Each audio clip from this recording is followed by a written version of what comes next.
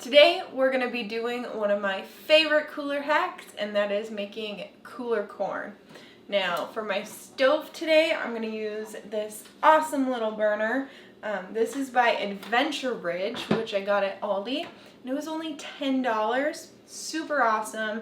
If you have an Aldi near you, you should really check it out. And if you don't, the Coleman is really similar. It's just more expensive, and I'll make sure to leave the link down in the description box below so you can look at that. So we're just going to turn this on and get our water boiling. Now I already have the pot filled up.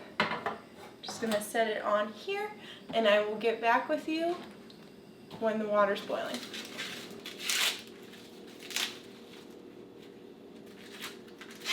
Alright, so my water's boiling and I'm back with my shucked corn on the cob. Side note, if you have any tips on how to get all of the silk off the corn on the cob, make sure to leave that in the comment section down below because I'm super curious. Okay, so you're gonna get your cooler, and we actually have an Igloo. All of their stuff is BPA free, so you don't have to worry about bad plasticky chemicals getting released into your corn with the hot water. We're just gonna line it up. Make sure you clean it out. Always good. The last time I used this cooler was actually for cooler corn, and I'm still wiping it out just to make sure that it's clean.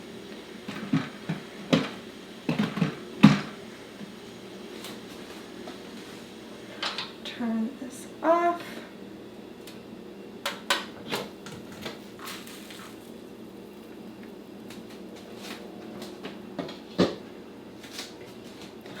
Now you're going to take your boiling water and just pour it over the top.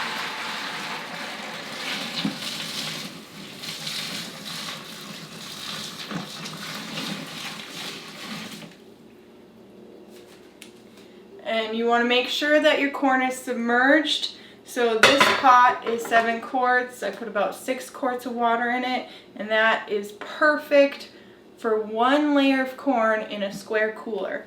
So then we're going to shut the lid. You want to do that as fast as you can because you want to trap the heat in it.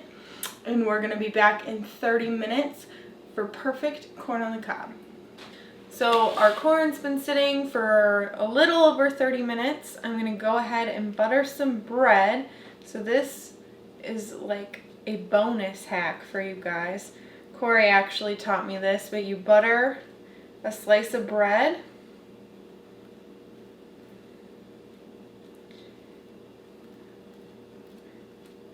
I might have gone a little butter crazy. That's okay. Open your cooler up. Ah, perfect corn. Slippery. You can tell that it's nice and done. Shake it off a little bit. Make sure you seal it back up. I'm going to go ahead and stick my little corn holders in. And then you take your slice of bread with your butter, and that is how you butter your corn without it, all the butter melting off and making a big, huge mess. And then you also have perfectly nice, melty buttered bread as a side. So that's a super good bonus. So let's go ahead and give this a try. As you can see, it's nice, perfect golden color.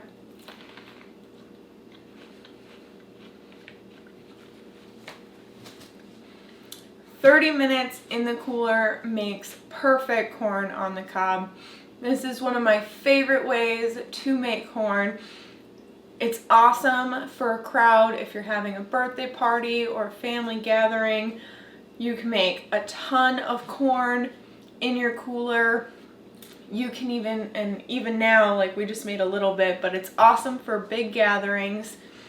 and it keeps the corn warm longer than making it in a pot on the stove. This is gonna hold the heat for more than 3 hours, roughly 3 to 4 hours. It's gonna keep it warm, so if you have a big gathering, people can go back and forth and they don't have to eat it all at once.